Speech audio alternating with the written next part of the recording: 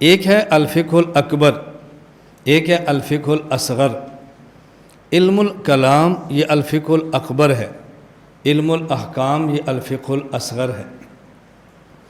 علم الکلام یہ الفقہ الاکبر ہے اور علم الاحکام یہ الفقہ الاصغر ہے۔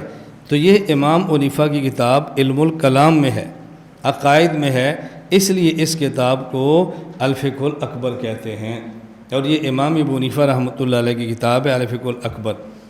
اب وہ لوگ جو یہ بات کہتے تھے کہ جی امام ابو حنیفہ کی کوئی تصنیف نہیں ہے، ان کی اپنی کوئی کتاب نہیں ہے، تو ان کو بتاؤ الفقہ الاکبر امام ابو حنیفہ رحمۃ اللہ علیہ کی اپنی کتاب ہے۔ اور وہ لوگ جو کہتے ہیں کہ جی تم احکام میں مقلد ابو حنیفہ کے ہو اور عقائد میں تم تقلید کرتے ہو اشعری اور ماتریدی کی، ان کو بتاؤ الفقہ الاکبر عقائد میں کتاب امام حنیفہ کی موجود ہے۔ تمہیں کس نے کہا کہ ہم ان کی تقلید کرتے ہیں؟ تقلید تو عقائد میں ہوتی ہی نہیں ہے، اس میں کیا تقلید کرنی ہے؟ لیکن یہ کہ ہم عقائد سمجھتے ہیں، اور کن سے سمجھتے ہیں؟ امام ابو حنیفہ رحمۃ اللہ علیہ سے۔ اب جو اس درسگاہ سے گزرے گا نا، وہ سینہ تان کے کہہ سکتا ہے کہ میں نے عقائد کو پڑھا ہے اور عقیدے کی کتاب امام ابو حنیفہ کی لکھی ہوئی الفقہ الاکبر پڑھی ہے۔ اب کتنا آسان سی بات ہے، لیکن جب پڑھا ہوگا سمجھا ہوگا تو پھر ہی کہیں گے نا۔ جب پڑھی اور سمجھی نہیں ہے تو پھر اشکالات پیدا ہوتے رہیں گے۔ تو کتاب کا نام ہے الفقہ الاکبر، یہ امام ابو حنیفہ رحمۃ اللہ علیہ کی تصنیف ہے۔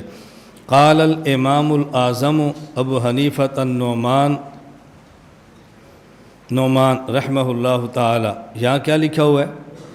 رضی اللہ۔ ہم اس پہ بات کریں گے رضی اللہ، اس لیے میں کہتا ہوں دیکھو، نمبر 1 امام اعظم ابو حنیفہ النعمان رضی اللہ عنہ، یہ 5 لفظ ہیں۔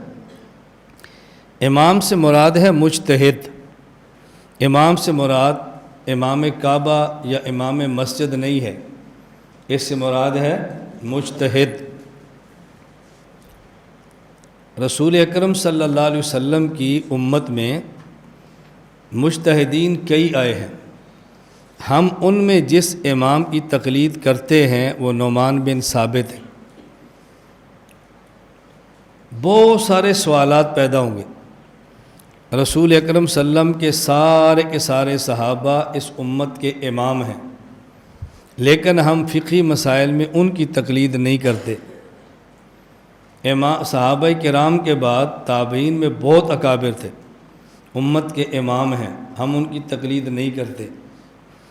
مفسرین محدثین اپنے فن کے ائمہ گزرے ہیں، ہم ان کی تقلید نہیں کرتے، ہم تقلید کرتے ہیں امام اعظم ابو حنیفہ نعمان بن ثابت کی۔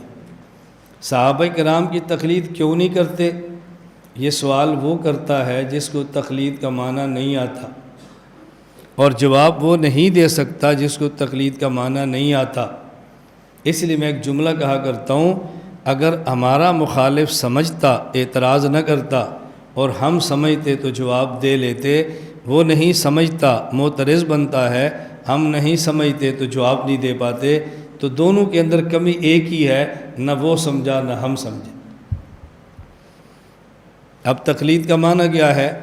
تقلید کسے کہتے ہیں؟ توجہ رکھیں آپ، مسائل اجتہادیہ میں غیر مجتہد کا ایسے مجتہد کے مفتہ بہ مسائل کو بلا مطالبہ دلیل مان لینا جس کا مجتہد ہونا دلیل شرعی سے ثابت ہو اور اس کا مذہب اصولاً و فروعاً مقلد کے پاس تواتر کے ساتھ پہنچا ہو، اور ایسا فرد دنیا میں سب سے پہلے ابو حنیفہ ہے،